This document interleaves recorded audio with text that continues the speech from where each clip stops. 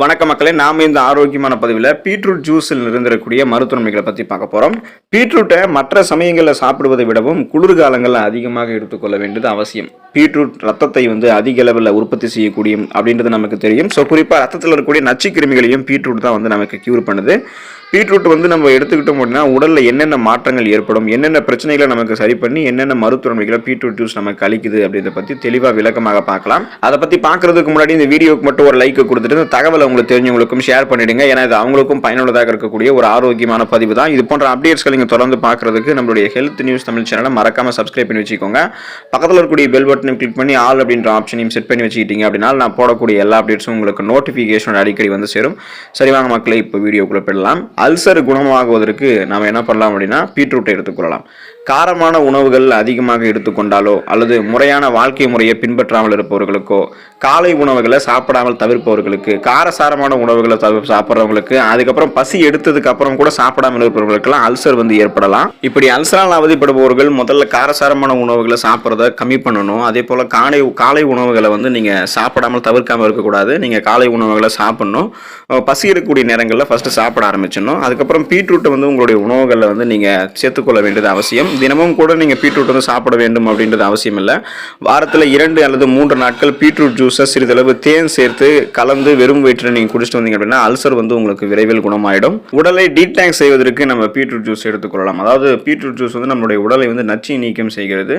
சிறுநீரகம், பித்தப்பை, கல்லீரல் போன்ற உடலினுடைய உள்ளுறுப்புகள் இருக்கக்கூடிய நச்சுக்களை நீக்குவதற்கும் உடலில் இருக்கக்கூடிய கழிவுகளை வெளியேற்றி சுத்தப்படுவதற்கும் பீட்ரூட் ஜூஸ் மிக சிறந்த தீர்வாக இருக்கும். மாதத்தில் 4 நாட்கள், அதாவது வாரத்தில் ஒரு தடவை பீட்ரூட் ஜூஸ் எடுத்துக்கொள்ளும் போது உடல் உறுப்புகள் சுத்தமடையும். கொழுப்புகள்லாம் கரைத்து வெளியேற்றப்படும். நச்சு கிருமிகள்லாம் வெளியேற்றப்படுவதால், ஸோ கிருமிகள் மொத்தமாக கழிவுகள்லாம் வெளியேற்றப்படும் போதால் நமக்கு இருக்கக்கூடிய நோய்கள் எல்லாமே குணப்படுத்தப்படும். அதனாலே பல நோய்கள் வராமல் தடுக்கப்படும். இரத்த சிகப்பணுக்கள் முறையான அளவில் பராமரிக்கப்பட்டு அனிமியா நோய்கள்லாம் வராமல் தடுக்கிறதுக்கு பீட்ரூட் ஜூஸ் எடுத்துக்கலாம். பீட்ரூட்டில் மிக அதிக அளவில் இரும்புச்சத்து மற்றும் விட்டமின் B1 இருக்கிறதால இது ரத்த சிகப்பணுக்களுடைய எண்ணிக்கையை அதிகரிக்க செய்து ரத்த ஓட்டத்தை நமக்கு முறையான அளவில் பராமரிக்குது. பீட்ரூட் ஜூஸில் சிறிதளவு எலுமிச்சை ஜூஸ் கலந்து குடிக்கும் போது அதுக்கான டேஸ்ட்டும் நல்லா இருக்கும். இப்போ பச்சையாக பீட்ரூட் சின்ன சின்ன பீஸ் மாதிரி நறுக்கி அதை எலுமிச்சை ஜூஸில் தொட்டும் சாப்பிடலாம். ஸோ இது மாதிரி நம்ம சாப்பிடும்போது ரெட் பிளட் செல்ஸ் நமக்கு கரெக்டான அளவில் இருக்கும். அதன் மூலமாக ஹீமோகுளோபின் என்று சொல்லக்கூடிய அந்த ரத்த சோகைக்கான அறிகுறிகள்லாம் குணப்படுத்தப்பட்டு ரத்த சோகை நோய் மீண்டும் வராமல் தடுக்கப்படும். தீக்காயம் சரியாகுவதற்கு பீட்ரூட் ஜூஸ் எடுத்துக்கொள்ளலாம். சருமத்தில் தீக்காயங்கள் ஏதாவது ஏற்பட்டுச்சு அப்படின்னா சருமத்தில் புண், கொப்புளங்கள் எல்லாமே உண்டாகும். அது அதிக எரிச்சலையும் வலியையும் உண்டாக்கும். அப்படி ஏற்படக்கூடிய தீக்காயங்கள் கொப்புளங்களாக மாறாமல் இருக்கிறதுக்கும் காயங்கள் எரிச்சலையும் ஏற்படுத்தாமல் இருப்பதற்காக பீட்ரூட் ஜூஸ் நம்ம பயன்படுத்தலாம். தீக்காயப்பட்ட இடங்களில் பீட்ரூட் ஜூஸ் நம்ம தடவி வந்த முடினா அது காயம்பட்ட இடங்களில் கொப்புளங்கள் ஏற்படாமல் பாதுகாக்கும்.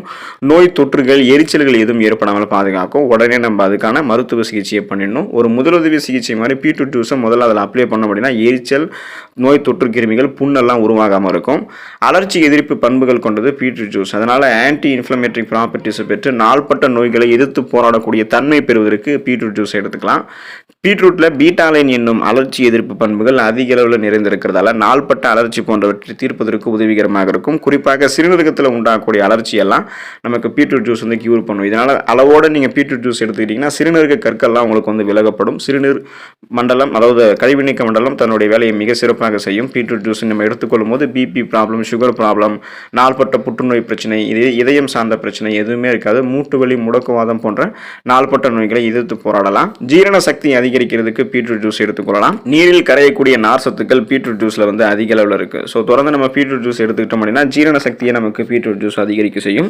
மெட்டபாலிசம், அதாவது நம்மளுடைய வளர்ச்சிதை மாற்றம் இருக்குங்க இல்லையா, அந்த மெட்டபாலிசத்தை பீட்ரூட் ஜூஸ் அதிகரிக்க செய்யும். பெருங்குடல் நீரை அதிகமாக உறிஞ்சாமல் பீட்ரூட் ஜூஸ் பார்த்துக்கும்.